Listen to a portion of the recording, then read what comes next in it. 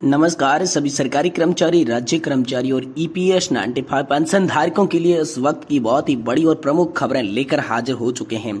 जी हां दोस्तों, इस वक्त की आप सभी के लिए 4 प्रमुख बड़ी खबरों की चर्चा इस वीडियो के माध्यम से आप सभी को बताने वाले हैं। जी हां दोस्तों, पहली और बड़ी इंपोर्टेंट खबर की बात करें तो दोस्तों पेंशन 30% से बढ़ाकर 50% हुआ। सुप्रीम कोर्ट के आदेश ने दिया यहाँ पर आप सभी के लिए बड़ी खुशखबरी। जी हां दोस्तों, ब्रेकिंग न्यूज है। 30% से बढ़ाकर 50% यहाँ पर न्यूनतम पेंशन आप सभी को 15,000 रुपए सुप्रीम कोर्ट ने केंद्र सरकार को दिया है सख्त आदेश। तो आखिरकार आप सभी के लिए यहाँ पर 50% पेंशन बढ़ोतरी कैसे हुई है और आप सभी को न्यूनतम पेंशन 15,000 रुपए को लेकर क्या बड़ी खबर है और इस सुप्रीम कोर्ट ने यहाँ पर केंद्र सरकार को क्या आदेश दिया है, इसके बारे में भी दोस्तों आज के इस वीडियो के अंदर संपूर्ण रूप से जानकारी आप सभी को देने की कोशिश करेंगे। वहीं दोस्तों अंतर्राष्ट्रीय श्रमिक दिवस पर दोस्तों आप सभी के लिए बड़ी खबर है। ईपीएस 95 पेंशन योजना को लेकर यहाँ पर बड़ी खबर निकलकर सामने आ रही है। इंटरनेशनल वर्कर्स डे यहाँ पर आप सभी के लिए 2024 का जो था उसको लेकर बड़ी खबर निकलकर सामने आई। इसके बारे में भी आज की इस वीडियो के अंदर बात करेंगे। साथ ही कर्मचारियों के लिए आई बड़ी खुशखबरी, 1 जनवरी से मिलेगा ये लाभ। सरकारी आदेश इसके लिए जारी हुआ है। तो दोस्तों आप सभी को 1 जनवरी से कौन कौन से लाभ जो थे वो बाकी पड़े थे वो एक साथ आपको कैसे मिलेंगे, इसको लेकर भी दोस्तों बड़ा खबर आप सभी के लिए यहाँ पर निकल कर आया है। साथ ही दोस्तों ईपीएस 95 पेंशन योजना के तहत बड़ी खबर आप सभी के लिए, आपका पैसा पीएफ ट्रस्ट में जमा होता है या नहीं होता है ये जानना आप सभी के लिए बहुत जरूरी है, वरना कर्मचारी भविष्य निधि संगठन के चक्कर में आपका हो सकता है लाखों का नुकसान। तो इंपोर्टेंट अपडेट आप सभी के लिए निकलकर सामने आ चुकी है। इन तमाम बड़ी खबरों की चर्चा इस वीडियो के माध्यम से आप सभी को बताने की कोशिश करेंगे। इसलिए आपसे निवेदन करते हैं कि दोस्तों आप वीडियो को लास्ट तक देखें। साथ ही अगर चैनल पर आप पहली बार आए हैं तो चैनल को सब्सक्राइब कर दें और वीडियो को लाइक जरूर करें। तो वीडियो को पूरा देखेंगे तभी दोस्तों आपको सारी खबरें सही सटीक और तथ्यों पर आधारित पता चल पाएगी। इसलिए वीडियो को शुरू से लगाकर आप लास्ट तक जरूर देखिए। अगर आपको वीडियो अच्छा नहीं लगे तो इसे डिसलाइक कर दें, चैनल को सब्सक्राइब करना छोड़ दीजिए, लेकिन वीडियो आपको पूरा देखना है तभी आपको पेंशन से जुड़ी जो भी खबरें हैं वो सही सटीक और तथ्यों पर आधारित पता चल सकेगी। पहला बड़ा अपडेट आप अपनी मोबाइल स्क्रीन पर अच्छे से देख पा रहे हैं। जी दोस्तों, बिग ब्रेकिंग है। पेंशन 30% से बढ़ा के 50%, न्यूनतम पेंशन 15,000 रुपए। सुप्रीम कोर्ट ने केंद्र सरकार को दिया सख्त आदेश। बड़ा आदेश आप सभी के लिए जारी हो चुका है। जी दोस्तों, अभी के नियम के अनुसार कर्मचारी जब रिटायरमेंट होते हैं तो उनकी अंतिम बेसिक का 50% पेंशन के रूप में दिया जाता है।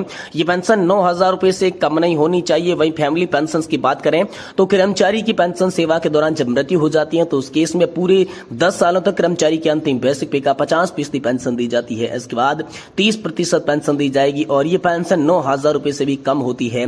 ऐसे में 7 मुख्य पॉइंट आप सभी के लिए निकलकर सामने आ चुके हैं कि आखिरकार पेंशन को लेकर क्या क्या मैटर है, क्या क्या मामला आप सभी के लिए हुआ है। तो सातों के सातों पॉइंट आपको बताने जा रहे हैं। एक एक पॉइंट आप सभी के लिए महत्वपूर्ण होने वाला है, इसीलिए आप ध्यान पूर्वक देखिएगा। देखिए, पेंशन में ना होगी कटौती। जी हां दोस्तों, कर्मचारी की सेवा में रहते हुए मृत्यु होने के बाद उनके परिवार को पहले 10 सालों तक बड़ी पेंशन यानी कि 50% के हिसाब से पेंशन दी जाती है। उसके बाद 30% के हिसाब से पेंशन मिलना शुरू हो जाती है। उसी को लेकर सुप्रीम कोर्ट में एक जनहित याचिका डाली गई थी जिसमें कहा गया था कि जब एक बार 50% के हिसाब से पेंशन मिलनी शुरू हो जाती है तो 10 साल के बाद 30% करना न्याय संगत नहीं है। 50% बड़ी पेंशन के हिसाब से ही पेंशन भोगी का रूटीन बन जाता है। ऐसे में 10 साल के बाद कटौती करना उचित नहीं है। वही दूसरा था सुप्रीम कोर्ट में जनहित याचिका दायर करने को लेकर।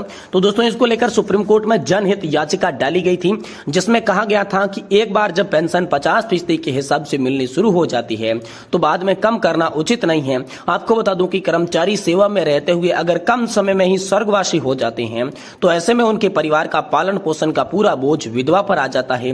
उनकी आय का एकमात्र पारिवारिक पेंशन साधन होता है। ऐसे तो 30% पेंशन से गुजारा करना काफी मुश्किल हो जाता है। अगला पॉइंट है कि दोस्तों सीजीआई डीवाई चंद्रचूड़ की अध्यक्षता वाली पीठ ने इसकी सुनवाई की थी। सुप्रीम कोर्ट के इसको लेकर यहाँ पर जनहित याचिका डाली गई थी जिसमें एक मृत पूर्व सैनिक की फैमिली पेंशन को लेकर सवाल उठाया गया था। दोस्तों सीजीआई डीवाई चंद्रचूड़ की अध्यक्षता वाली पीठ ने शुरू में इसे पीआईएल पर विचार करने की इच्छा नहीं जताई। सुप्रीम कोर्ट ने इसे सरकार का नीतिगत मामला देकर उसे सुनवाई करने से मना कर दिया। बाद में दोस्तों वरिष्ठ अधिवक्ता निधेश गुप्ता ने अपनी दलीलों में सुप्रीम कोर्ट में केंद्र सरकार से जवाब मांगने के लिए मना लिया था और था कि वकील से दलील क्या दी गई थी, तो अपनी दलील में वकील ने कहा था कि जब किसी पूर्व सैनिक की कम उम्र में मृत्यु हो जाती है तो उसका परिवार उस वेतन को खो देता है तो वो दूसरी नौकरी को हासिल कर लेता है। रक्षा कर्मचारी को अंतिम वेतन में 50% के बराबर सेवा पेंशन दी जाती है। कर्मी की मृत्यु की स्थिति में विधवा और आश्रित बच्चों का अंतिम वेतन के रूप में 30% के बराबर साधारण पेंशन दी जाती है और इससे था कम पेंशन में जीवन यापन करना अत्यंत मुश्किल हो जाता है। किसी सैनिक की मृत्यु के बाद विधवा या आश्रित को फैमिली पेंशन दी जाती है ताकि वह मृतक सैनिक के परिवार को उन सभी सदस्यों का भरण पोषण कर सके जो उसके जीवन काल के दौरान उस पर निर्भर थे। हालांकि पेंशन में इतनी कमी होने से जीवन यापन करना काफी मुश्किल हो जाता है। याचिका में वकील ने दलील दी कि सरकार की ये पेंशन नीति मनमानी पूर्ण और अन्यायपूर्ण है जो कि संविधान के अनुच्छेद 14 और 21 के तहत मृत सेवा कर्मी की विधवा और आश्रित बच्चों के अधिकारों का उल्लंघन करती है। तो दोस्तों सुप्रीम कोर्ट ने केंद्र सरकार को इसके लिए तलब किया। वकील की दलील सुनने के बाद सुप्रीम कोर्ट ने केंद्र सरकार से इस मुद्दे पर जवाब मांगा। सुप्रीम कोर्ट ने कहा कि पेंशन धारकों की कठिनाई को देखते हुए क्यों न आजीवन पर्यंत 50% के हिसाब से फैमिली पेंशन का लाभ दिया जाए। इसके साथ न्यूनतम फैमिली पेंशन 9,000 रुपए से बढ़ाकर 15,000 रुपए किया जाए। इसको लेकर दोस्तों आप सभी के लिए बड़ी खबर आई है। जी हाँ, तो दोस्तों फैमिली पेंशन 15,000 रुपए होनी चाहिए। आपको बता दें कि देश भर में पूर्व सैनिकों की लगभग 6.50 लाख, विधवा पेंशन भोगियों से लगभग 85% यानी कि लगभग 5.53 लाख रैंक के कर्मचारी विधवाएं हैं। पीआईएल ने वकील ने दलील दी कि औसतन एक सैनिक का अंतिम वेतन 50,000 रुपए है, जिसका मतलब है कि सशस्त्र बलों की रिटायरमेंट के बाद कम उम्र में मरने वाले पूर्व सैनिकों की विधवाओं के लिए सामान्य फैमिली पेंशन लगभग 15,000 रुपए होनी चाहिए। ये दोस्तों उन्होंने बड़ी खबर आप सभी के लिए हाल फिलहाल में आई, तो कोर्ट ने दोस्तों इसको लेकर बड़ी खुशखबरी आप सभी के लिए दे दी है। वही दोस्तों आप सभी के लिए अंतर्राष्ट्रीय श्रमिक दिवस 2024 को लेकर ईपीएस 95 पेंशन पर बड़ी खबर निकलकर सामने आ चुकी है। वित्तीय सुरक्षा के लाभ की बात करें तो ईपीएफ जमा पर उच्चतम ब्याज दर मिले, बीमारी, शिक्षा, गृह निदान आदि आवश्यकताओं के लिए आंशिक निकासी की जरूरी सुविधा लागू की जाए और सेवानिवृत्ति या फिर सेवा त्याग पर पूरी राशि का भुगतान होना चाहिए। ये ईपीएफ से जुड़ा आप सभी के लिए मामला आया। वही ईपीएस 95 से जुड़ा मामला था कि आजीवन के पेंशन के लाभ दिया दोस्तों 18 वर्ष की आयु से ही सेवानिवृत्ति पर सदस्य को पेंशन मिले, सेवा के दौरान सदस्य की स्थायी और पूर्ण अक्षमता से क्षमता से पेंशन मिले, और तीसरा है विधवाओं, बच्चों, अनाथ, आश्रित माता पिता या फिर पिता नामांकित व्यक्ति की पेंशन का प्रावधान आदि इसमें सम्मिलित किए जाने चाहिए। यानी कि ये 3 मुख्य पॉइंट पेंशन को लेकर सामने आई थी। वहीं दोस्तों कर्मचारियों के लिए आई बड़ी खुशखबरी, 1 जनवरी से ही मिलेगा लाभ। सरकारी आदेश इसके लिए जारी हो चुका है। सरकारी कर्मचारियों को शानदार तोहफा है। खुशखबरी का आदेश आप सभी के लिए जारी हो चुका है। लोकसभा चुनाव के बीच केंद्रीय कर्मचारियों के लिए खुशखबरी आई है। दरअसल केंद्र सरकार एक पहल से केंद्रीय कर्मचारियों के वेतन बढ़ोतरी का बड़ा तोहफा मिलना जाएगा।